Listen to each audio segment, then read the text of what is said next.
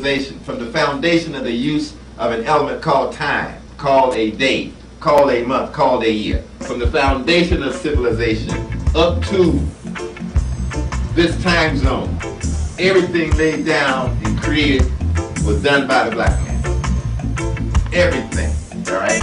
Mathematics, science, medicine, architecture, building, craftsmanship, making jewelry, making clothes, building with brick, stone, houses, cutting logs and making boats, rowing, fishing, everything in civilization. Everything in civilization, all right? That existed from the beginning of time all the way up to a time certain. We know when the white man shows up and starts messing with things. Yes. We know when that date was. But from the foundation up until this time period, everything done on this earth, done in terms of in the name of civilization in this area, foundation of civilization. Again, let me not forget my brothers and sisters in the Americas and in China. But everything done here at the beginning of the foundation of this time zone, the original, everything, the cornerstone for the word culture and civilization is the black man. Everything. All right? Mathematics, science, medicine, architecture, building, craftsmanship. And there's some things that makes you angry when you get as much knowledge and understand that you've been bamboozled. See, it's 4 weeks before Christmas, and all through this house, the brothers are rapping, separating truth from lies. We're going to take a historical trip back through time and look at the origin of the day that most of our people are getting ready to celebrate. This is holiday time. In fact, what is today called holidays has historically been called holy days. But the church, in its attempt to bring more people under its influence, decided to split the meaning of the word and make holy day apply to days set aside to celebrate events relating to the church, and holidays are days people take off to celebrate what they call their continued heathen practices. So we're going to look at this day called Christmas. All right. Chief among the holidays or holy days celebrated in the Western civilization is Christmas, a day set aside by the church, and as the church tells its members that its icon, the individual that it is organized around, was born on this day, that is Jesus of Nazareth. The one thing that the church can't come to grip with, that all historians and intelligent people of the world know, is that Jesus of Nazareth was not born on December 25th. Even though that's the date that's set aside for his celebration, he was not born on that date. In fact, there is so much confusion around when Jesus of Nazareth was born, if in fact there was a Jesus of Nazareth, that the churches themselves are split over this concept into a Western Orthodox Church and the Eastern Orthodox Church views on the subject. The Western Orthodox Church states Jesus of Nazareth was born on December the 25th, and all its celebrations are aligned with that date. However, the Eastern Orthodox Church states that Jesus was born on January 6th. And the difference between December the 25th and January the 6th is what's called the 12 days of Christmas, between the two dates. But let's look at this date. Originally, December the 25th was celebrated as the birth date of the sun, S-U-N. I'll state it again. December 25th, historically, was celebrated as the birth date of the sun. In fact, at the time that Christianity was forming itself into an official religion, there were 15 other religions around the Mediterranean basin which celebrated the birth date of the sun on December 25th. And as the church itself became organized, the Christian church became the 16th religion to celebrate the birth date of its S-O-N, Son of God, on December the 25th. But what we're dealing with on December the 25th is an astronomical event. Today, as it has been from time immemorial, the Earth tilts on its axis approximately 23 degrees from the winter solstice to the summer solstice. That is, on June the 21st, the North Pole is tilted at its most extreme angle toward the sun. That's called the summer solstice. On December the 25th, 6 months later, the North Pole is tilted on an extreme angle away from the sun. That's called the winter solstice, as such. Now, the sun probably was the most important thing in existence to the people of the ancient world. They saw it as their life giver, its sustainer. They saw the light of the sun as their savior, as such. And as such, on December the 21st, what actually occurs as the Earth reaches its most extreme angle, that is the North Pole, and tilting away from the sun, it takes about 3 days before the North Pole began to move back toward the summer solstice in its most extreme angle toward the sun. And for those 3 days, that is the 22nd, 23rd, and 24th, the ancients would measure the movement of the sun by what they call sundials or tall erect poles, where they could actually see the shadow of the sun moving around. And for those 3 days, the shadows of the sun, the shadows caused by the sun being cast on the poles, didn't appear to lengthen. In fact, they appeared to stay still. So the ancients symbolically said the sun was dead for those 3 days. And on the next day, when the sun began, that is the North Pole, as the Earth is moving back in its tilting angle, it began to move. They could actually measure the shadows lengthening again. And it's that event, the lengthening of the shadows, that caused the ancients to celebrate what they call the rebirth of the sun god. Now, as such, the ancients had a symbol, an icon that they used, all right, to represent this event. And what I'm going to do at this point is show you a picture of the icon. It's a very, very, very important picture for you to look at. As the camera is being focused on this icon, what you actually see is a baby that's laying in a box. Now, this baby is wrapped in swaddling clothes, or it's wrapped in swaddling patches of linen, which is used to mummify one. Now, the baby's head is exposed, and there is what appears to be a halo-like aura around the baby's head. And that is symbolic. Now, this symbol is symbolic of the baby son being reborn on the 25th of December. And I think if you look very closely, by the way, this symbol you'll find carved in stone on the walls of the temples that are at least 7,000 years old, or 5,000 years older than Jesus of Nazareth or the Christian religion. And what is very interesting about this symbol is, if you note the mythology around the birth of Jesus of Nazareth, it is said that he was born and laid in a manger and wrapped in swaddling clothes. Now, a manger, by the way, is a wooden box. It's a wooden box that one feeds stable animals out of, cows, horses, donkeys, what have you. But this baby wrapped in mummified form in a wooden box is what the ancient Egyptians call their Christ. And they spelled it K-R-S-T. This is the glow around his head. They said this this is the anointed one. They're talking about it as the son that's reborn on December the 25th. Now, this symbol was worshipped for 5,000 years before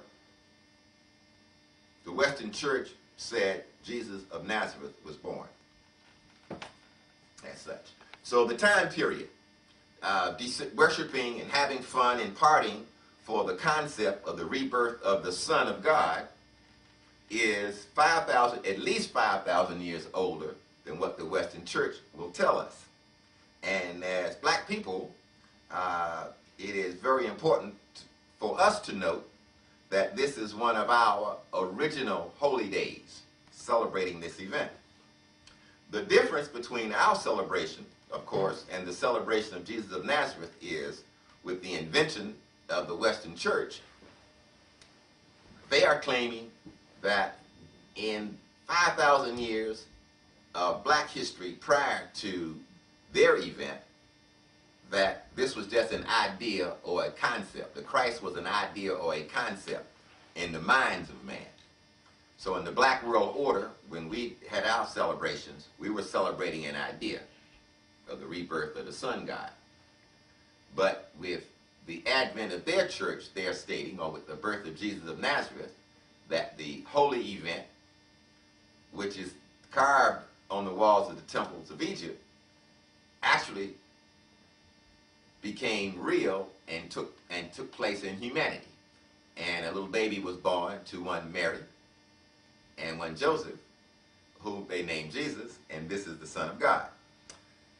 As such. So the history of Christmas, the Mass for this Christ, officially began in the Catholic Church, ordered by Pope Julius I in 366 AD. However, before that time, in fact, even during that time that this was taking place, the largest holiday that was being celebrated by most of the people of the Mediterranean world was the rebirth of the sun god. And this sun god had many names in different lands. In fact, as Kersey says in his book, The World's 16 Crucified Saviors, that we have one idea that is being celebrated in different places in different forms. And there's an answer for that. For again, on the walls of the temple at Kimanu, there's an instruction that what is learned here, this is an address to the graduates or the adepts who are leaving this school, that their job is to go out into the world and teach this one truth to other peoples in their language and in their culture so that they could understand it. In other words, the Egyptian idea, when taken to Babylon, or when taken to Syria, or when taken to Rome, or when taken to Greece, one idea, one truth, but it is now taught in the language and the culture of those people so that they could understand it. So that now we have Mithra, we have Bacchus, we have Adonai, we have these other Christ or saviors, as they are known, and there are different customs or different rituals that are associated with celebrating those saviors in those countries, because those people had different cultures, but it's one central idea. And the original central idea is the concept of the Christ, the original concept of the Christ as an Egyptian idea. By the way, by the time we get to Greece, by the time the Greeks come into Egypt in 332 BC, they changed the Egyptian Christ, KRS2, to the concept of Christos. Same term. And then the English form of the word Christos is the word Christ. So this is how the word grows as such. All right? Now, the astronomical event, as I said, that I was talking about, was symbolically represented in the Nile Valley for 5,000 years prior to the Western Church saying that these ideas applied to one Jesus of Nazareth. Now, the ancient Egyptians, as our people today, had a tendency of using words more in a symbolic form than in a straight literal form. If I were to tell you today that a sister's head is fried, dyed, and laid on the side, right? I'm using symbolic language. I'm not talking about a cannibalistic people who eat fried heads. Yeah. What I am saying is a young lady had her hair permed, straightened, that's fried. Has had it recolored. You've seen these blonde sisters walking around the streets, all right? And has it styled. So fried, dyed, and laid on the side is one whose hair has been permed, colored, and styled. But instead of using that term as a creative people, especially our young folk as creative people, we use symbolic language to relay the exact same thing. The most popular form of music today by our young folk is called hip-hop. Hip-hop is complete with symbolic use of language. In fact, I can't understand some of the terminology that young folk are using today because they're using terms symbolically and not literally. But anyway, that's the nature of how the ancient Egyptians conveyed their ideas, their concepts. These see, an idea is an abstract thing. It exists in the abstract world. And how do you make an abstraction concrete? How do you make it material? Well, the ancients did it by making these ideas people and talking about these ideas as if these were people interacting with each other. Therefore, you have Osiris, you have Isis, you have Horus. Horus is the sun itself. Horus is represented as the solar disk. Horus is represented as the golden hawk who flies back and forth from the solar disk. Horus is represented as the little baby sitting on his mother's knee. Horus is represented as the first icon of the Madonna and child. Horus is the child. But Horus in this instance is the sun. Isis is heaven itself. She's the queen of heaven, but she is heaven. So her son, the sun, the S-O-N of heaven is the S-U-N. These are the ancient Egyptian concepts. All right. We all know that with the advent of the coming of the Greeks into the Nile Valley in 332 BC, the Greeks began to get the priests of Egypt to translate or transliterate its religious concepts into Greek so that they could understand it. And in doing this, in translating both the writings on the walls of the temples, the writings on their papyrus into Greek for the Greeks to read it, we end up with a set of documents written by these priests that are called the Coptic documents. In fact, the use of the term Coptic, by the way, which means the priests of Memphis, were called Coptics because the Egyptian term for Memphis is Kapita, or Kapita, K-A-P-T-A-H, Kapita, the house of Pita, the soul of Pita, right? And so these Coptic documents written by one priest whose name is Tehuti Ma'atiu, another priest whose name was A'an. By the way, Ma'atiu in English is Matthew. A'an in English is John. So two of the founding documents of the four Gospels were written by Egyptian priests, which had been given European names as such, right? So we understand the foundation of what we call Christianity. But at any rate, during this time of December the 25th, as I said, the ancient world was all celebrating different holidays. Now, in Rome, the big empire, at the time that Christianity is born officially in the Western world, we have a holiday being celebrated that was called Saturnalia. Now, Saturnalia was a holiday in honor of Saturn, the god of agriculture. And the reason it was celebrated on during this time period is that once the shadows began to re-lengthen again, the ancients knew that the spring season would soon be coming when they could start farming, planting their foods for the spring, planting their foods for the harvest in the fall. Therefore, they celebrated Saturnalia. And the Saturnalia celebration historically has been called one of the most hedonistic celebrations of the ancient world. And for those who don't understand the term hedonistic, it's one of pure sexual idolatry. Slaves and poor people were allowed to interact with the ruling class. In a home, the slaves took the seats of the masters, and the masters took the place of the servants and served them things of this nature. And even to the degree that men and women, slaves who wanted to have sexual relations with their masters could do so during this time period. There was a lot of drinking, a lot of revelry, as it's called, a lot of what's called raucousness took place during this time period of the Saturnalia.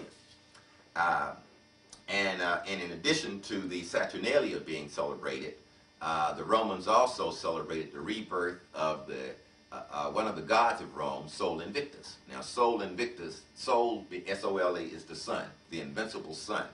And the invincible sun's birth date is December the 25th in Rome. That's that. So the people were already celebrating, see, the rebirth of the sun, that is spelled S-U-N, the Son of God.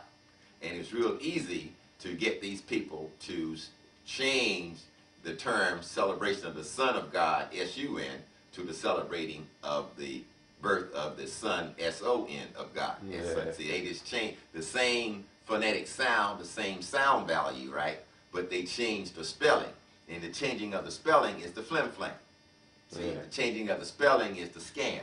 In order for the church to raise itself to a position of prominence, saying, no, we're going to get away from the pagan practices of worshiping the idol, solar disk up in the sky. And we want you to start worshiping this little baby that was born in Bethlehem to one Mary and Joseph that no one had ever heard of up until this time and such, right? In fact, as the church itself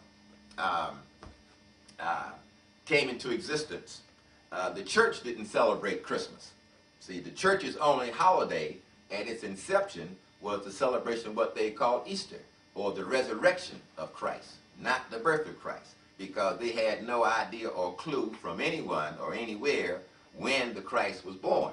In fact, in the writings of Matthew and in the writings of Luke, those are the two books of what's called the New Testament of Christianity that documents the birth of Jesus of Nazareth. They don't give any clue other than shepherds were in the field when an angel appeared to them and said, "Hark, the Lord is born," right? And most people will tell you that in Palestine, during this time of the year, it is very cold, and it is very doubtful that shepherds were out in the field attending anything.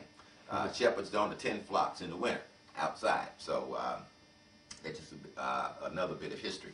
But anyway, but this holiday, this date, December the 25th, originally is a date of celebration of the sun, big red, the big ball up in the sky that we see every day. That was what was being celebrated in the ancient days. It was celebrated for, like I said, at least 5,000 years prior to the church inventing the celebration for the birth of the S-O-N, Son of God, as such. So, in my mind, when you look at the picture, the icon of the ancient people's Christ, you see the baby wrapped in swaddling clothes, laying in a manger, or laying in a box, as such, right? And we know where the Catholic Church borrowed their concepts that they would put on the icon that they had named Jesus of Nazareth, as such. If that's not convincing enough, let's look at some other aspects of this holiday that's in the practice that has nothing to do with the birth of the Son of God, as such, but it's still very much a part of the birth. It's still very much a part of the astronomical event of the winter solstice. And the first thing we're going to take a look at is the thing called the tree, or the Christmas tree. Now, trees being part of the winter solstice celebration, where does that come into play? Well, let's go way back to the Nile Valley. First of all, we can trace for at least 2,000 years prior to the church adopting this date for the birth date of the Son of God, right? At least going back to 2000 BC, we find papyrus, paintings, and statements that the Egyptian people would decorate their homes with green palm leaves for the rebirth of of Horus, the sun god. All right. We also find that in Rome, for the rebirth of the sun god, Sol Invictus, all right, that they decorated their homes with fir trees and such, greenery again. And the greenery, and by the way, Saturnalia, as I said earlier, is the Roman god of vegetation.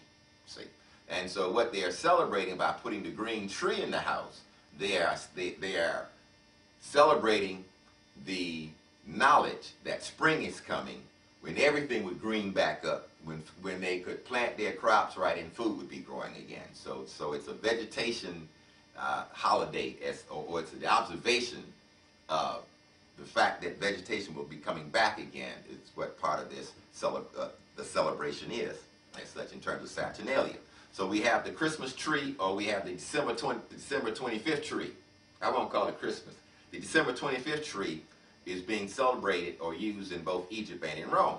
Now, with the Roman Empire spreading all the way up to the forest of German, right, the German tribes that had come underneath the Roman influence, the German peoples, where in their winter, you have a lot of fir trees. You have the spruce, you have the pine tree, all type of winter trees that are green and such, right?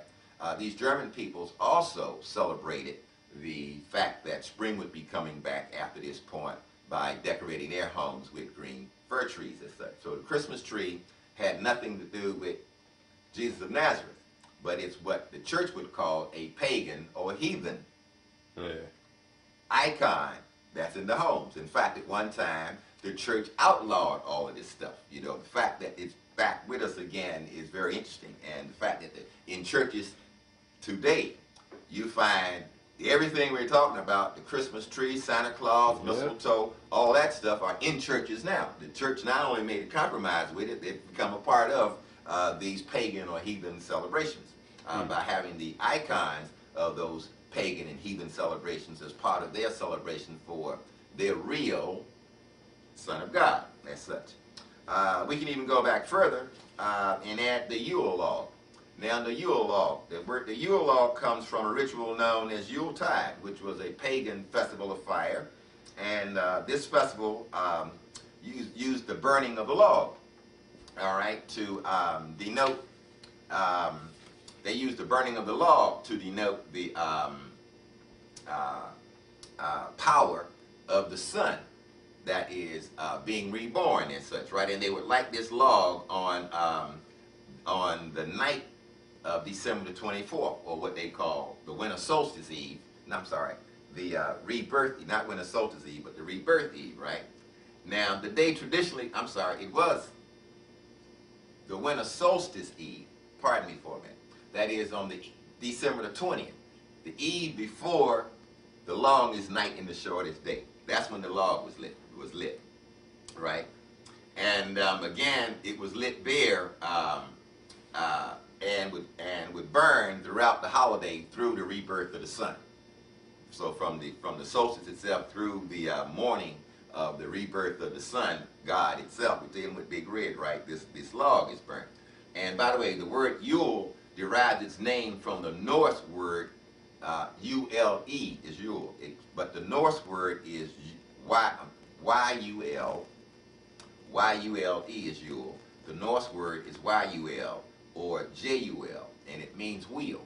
All right, and the wheel is symbolic of the movement of the sun itself through what we call the 12 houses of the zodiac as such, right? The 12 months is getting ready to go through those 12 mansions as such, right? That's the wheel, you know, like, and so lighting of this log was symbolic of the sun getting ready to start its annual journey through this circle.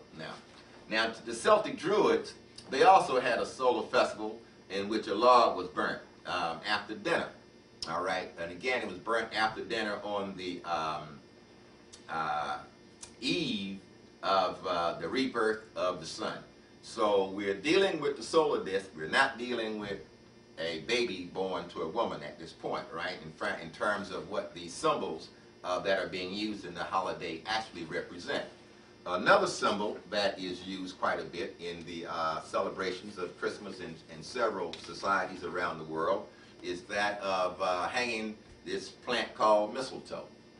Now, mistletoe is odd. Now, to get the people of what they call the Northern Realm, the Norse people, the Scandinavian people, the northern peoples of Russia, to get those people to come into the realms of Christianity, what the church actually did was make a compromise with these pagans and decided to bring some of their practices under the umbrella of Christianity, or they Christianize the pagan practice, Yes. made it legitimate as such, right?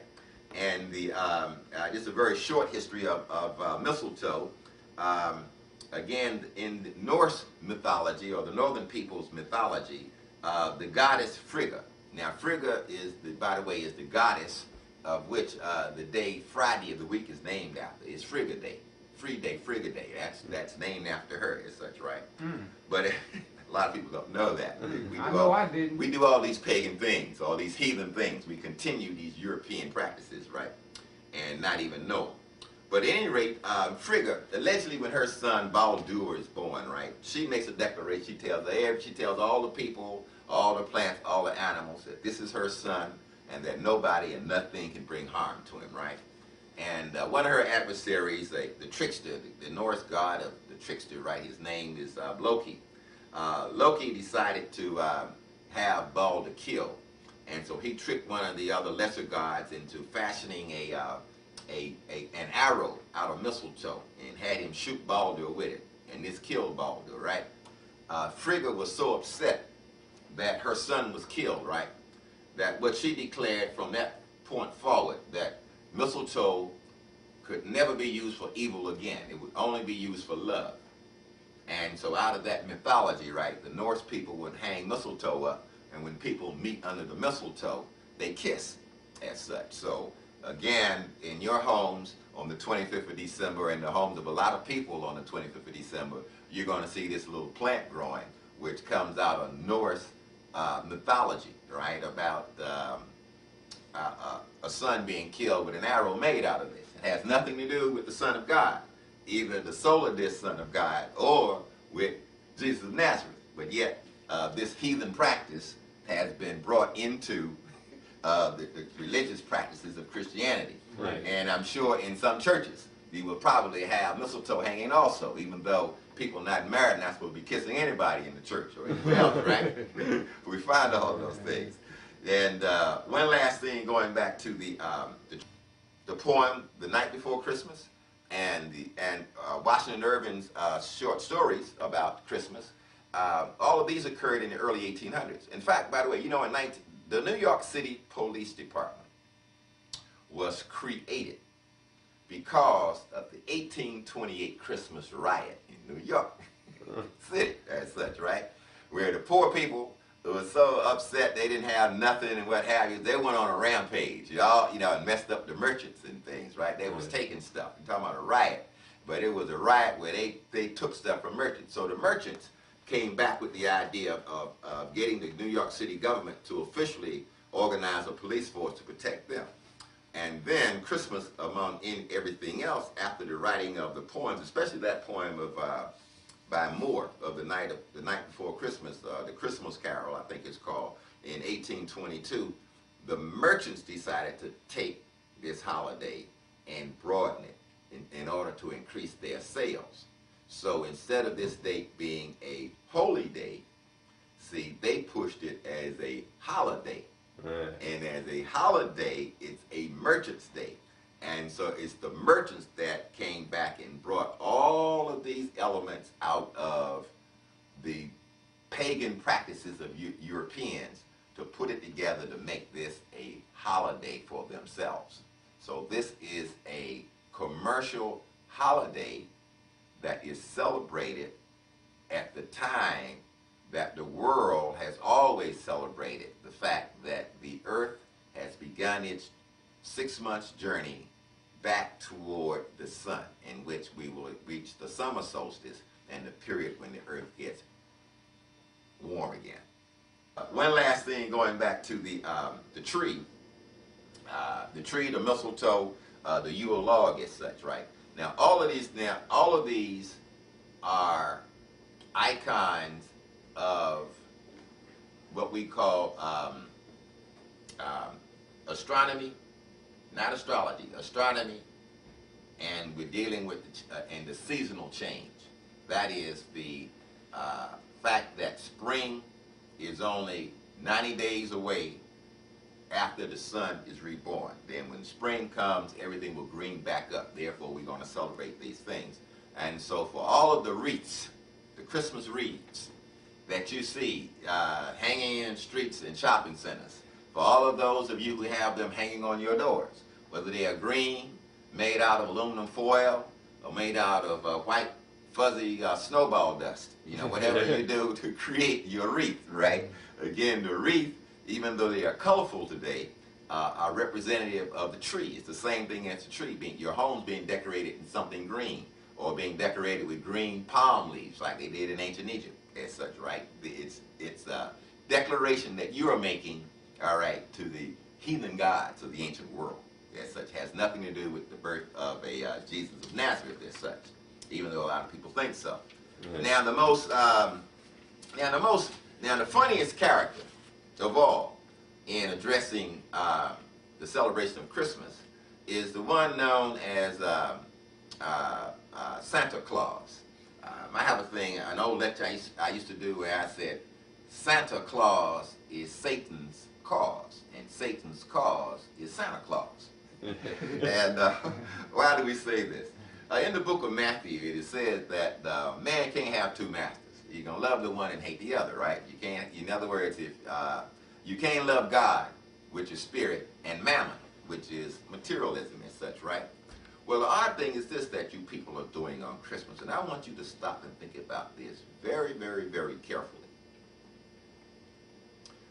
If you are indeed celebrating the birth of God in the flesh, God's own Son here on earth, which is a spiritual thing,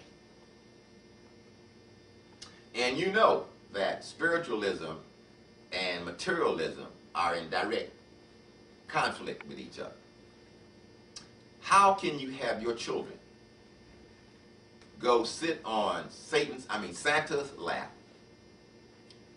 and lie to him in good faith? I've been a good boy all year. I want a bicycle. I've been a good girl all year. I want a baby doll. Here you have your children lying to this person who represents Santa to get material reward on Christmas Day. Now, isn't that some type of conflict? Oh, no, you don't see it that way. It's just the imagination, and kids need to have the imagination developed. That's what you've been trained to say. But let's look at where this guy Santa comes from. The legend of Santa Claus really goes back to, it's a European legend that stretches back to what was supposed to have been a saint of the Catholic Church, born in Turkey about 280 A.D. And this was supposed to have been a priest who went around doing good and giving little poor kids gifts and food and things of this nature. This was Saint Nicholas. He was a guy of love, so they made him a saint as such. Now, oddly enough, today Saint Nicholas has been de-sainted. He's been wiped out by the Catholic Church. There's no longer a Saint Nicholas in the Catholic Church, because doing their own research, they said, hey, look, we just can't go along with this flim-flam forever. We know this one is a scam. So it wasn't no St. Nicholas, so we're no longer going to authorize St. Nicholas, even though, again, in a lot of churches you still see the icon of this person called Santa Claus. But anyway, old St. Nicholas and Santa Claus were made to be one person. But in other countries like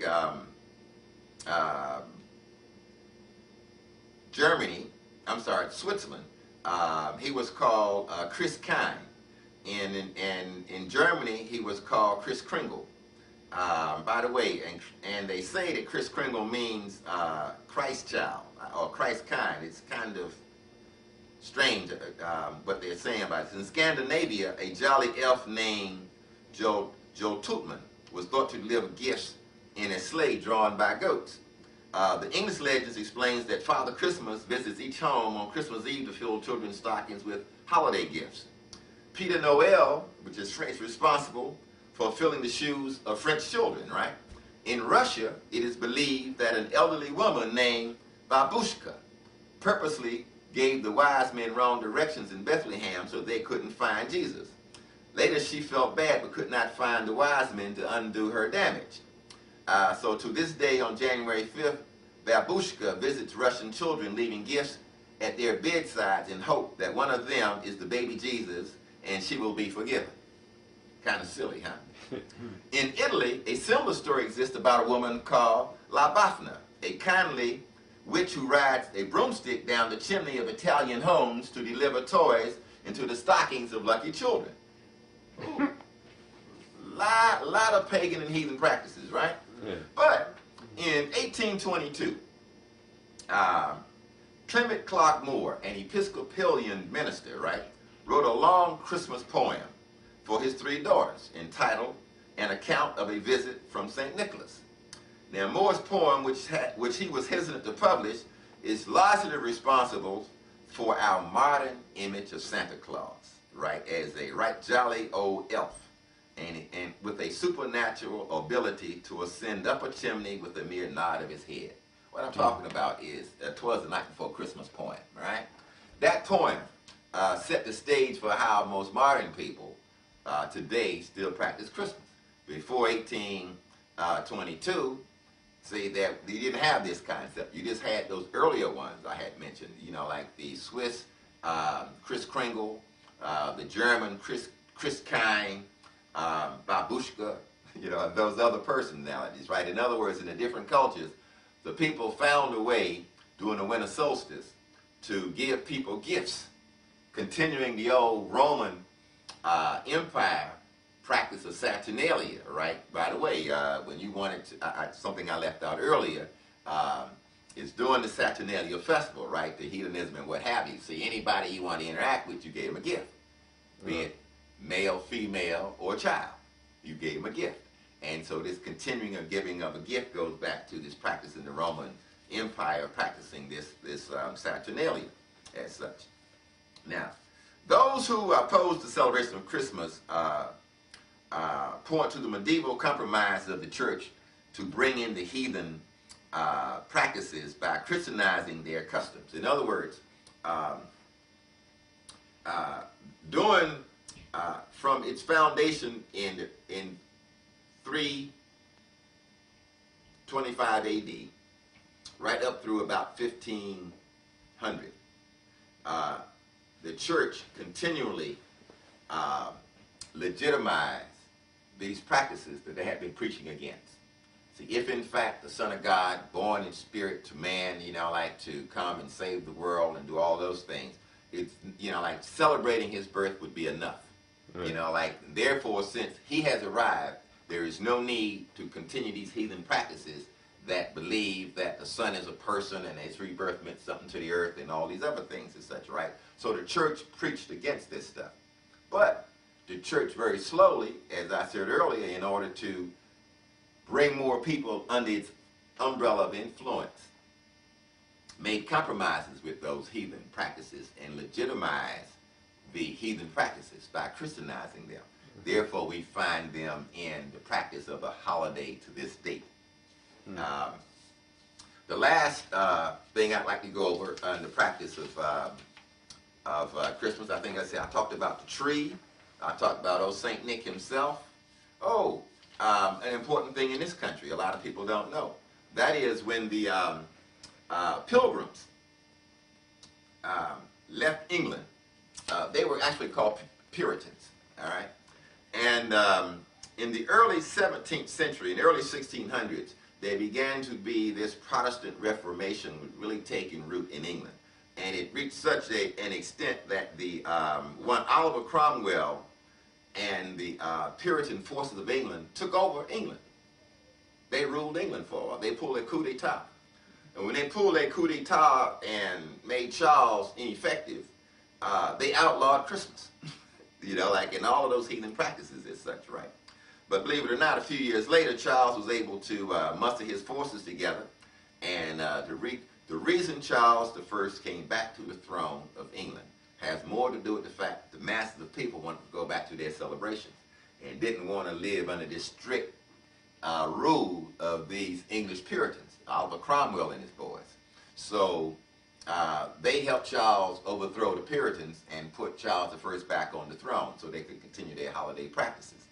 Now, we should all know, you remember the Thanksgiving story, because these were the same Pilgrims, Puritans, who came to America, right? They had the celebration we had, the November celebration, the Thanksgiving joint. Now, when these cats got here, Christmas was outlawed in America. Christmas could not be practiced as such, right? In fact, it was actually after 1681 that other settlers in other colonies began to actually practice Christmas as such. In fact, after the American Revolution, when, of course, the colonies broke away from England, right, the United States Congress was in session on December the 25th of 1789 as such. So it wasn't a big thing. It wasn't a holiday.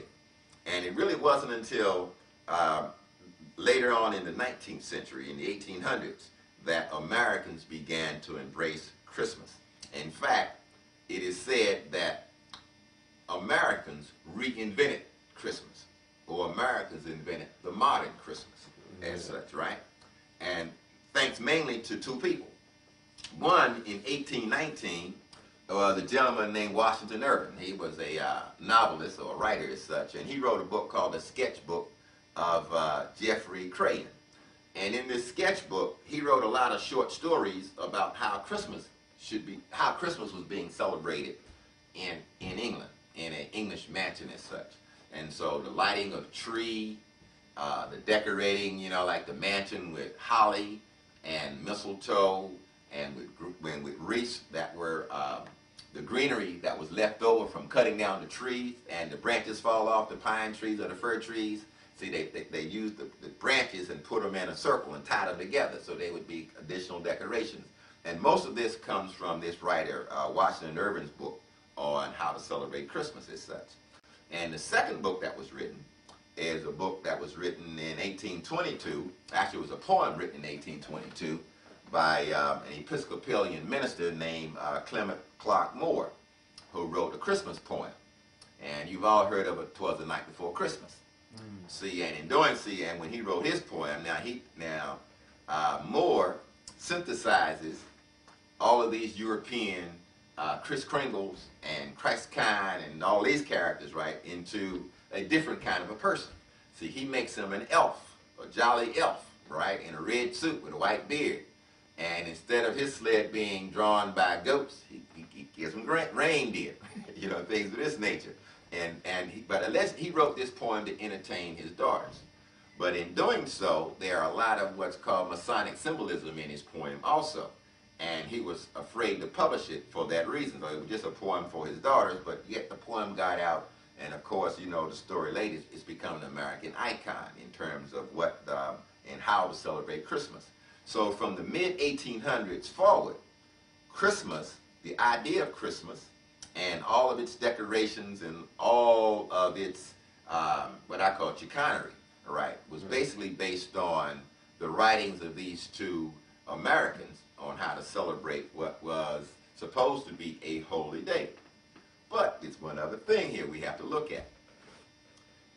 These poems and the idea of these two men were primarily being pushed by the American merchants, not by the American churches as such, right? Because the American merchants found a way to make money out of the holiday. And so what is supposed to be, or what was allegedly created to be a holy day to celebrate the birth of the Son of God, evolved into a holiday, not a holy day, right? In order for the merchants to make in order to make a lot of money. In fact, we find to this day, you will hear it all the time, that most businesses that sell products as such, that are bought, you know, like for people, make most of their money in December. Yeah. But in fact, a new term that was invented a few years ago, I don't know if you ever heard of it, but from what is now called Black Friday, the day after Thanksgiving, see, all the way up to January, the January post-Christmas sales, all right, is the most profitable time for Western businesses. So in the end, Christmas ends up being a commercial merchant holiday that has been substituted for the churches stolen holy day, all right, in which they wanted to deify the concept of their Savior, Jesus of Nazareth, and placing his birth date on the day that the ancient peoples always worshiped the sun, as such, right? So Christmas, for all practical purposes, still to this day, is a celebration of the beginning of the earth making its tilt back toward the sun itself, toward the summer solstice as such, the coming of spring, and it's all symbolic, as opposed to the mythology created by the Western Church that God, the creator of the universe, in all of its infinite wisdom, would decide on that date to himself come into the world as a little baby in order to straighten things out and to die for the sins of all man, so that mankind from that point forward would live in peace and harmony. The proof is in the pudding. Since in the last 2,000 years, some of the most vicious wars fought by mankind has been fought, a lot of them under the banner of this church. All right? So obviously, the idea of the Romans and the Greeks and the Jewish, the Greek Jews who decided to steal the original ideas from the ancient Nile Valley peoples in the first place and change it and transform it into their own use, the use hasn't worked. Man is still man. Man is still doing what mankind has always done. Most of you who proclaim to believe in what the Western Church has told you the truth is will continue to engage in your revelry. You'll be at your office parties. You'll be at house parties. You'll have your eggnog. You'll have all the things, you know, drunken, raucous behavior. Families gritting on each other, coming together, the brothers not liking the aunts, relatives still mad at each other, faking like they're getting along during this time period. All the things that human beings have done for thousands of years will continue to be practiced by people, all under the banner of the fakery, F-A-K-E-R-Y, fakery, of an idea that was created when people stole some ideas from some people and decided that they could rule and manage people by use of these ideas. That is the Western Church. The Western Church was born in the concept of wanting to manage the affairs of human beings and placing itself in between man and man's creator. See, creation does exist. The proof is in the pudding. Since creation exists, it is logical to assume the creator exists. Someone created creation. But whether or not, see, the creator of the whole universe, all right, manifested itself, all right, in the concept of one Jesus of Nazareth some 2,003 years ago, see, is where intelligent people have to draw the line in the sand in terms of, and start thinking. Let's look back at the concepts of what was going on in the world order before the before the white man became civilized, before he became intelligent, before he developed his Greek and Roman empires. See, the world is much older than that, and people were civilized long before that. But to decide to take the ideas of the world before the time of their coming to full intelligence, reforming those ideas into a new form and bringing them back in order to rule and control man. That's the idea of what became the Holy Roman Empire and the Holy Roman Church as such. Like the idea that the Protestants would protest the heathen practices that the church brought in and would not question the original idea as to whether this Jesus of Nazareth is in fact the icon, is in fact the manifest God himself in human flesh. The Protestants didn't go for that examination. They just wanted to take away the physical manifestations of all of these celebrations as such, right? But it's time to look back at the truth of the matter on the historical person, Yeshua ben Padera, whom we now know as Jesus of Nazareth, and to see whether the 184 attributes that the New Testament gives to him are actually attributes of a living human being, or if those 184 attributes, which are the same 184 attributes of Horus of Egypt, see, if in fact did the event take place, or has the biggest flim-flam or the biggest lie that's ever been told continued to be perpetuated on you. See. This short history of the church, this primary celebration of Christmas, I hope will give you a better understanding of some of the things that you do. Whatever your beliefs are, whatever your practices are, rather than to continue things that have been handed down to you from tradition. Excuse me.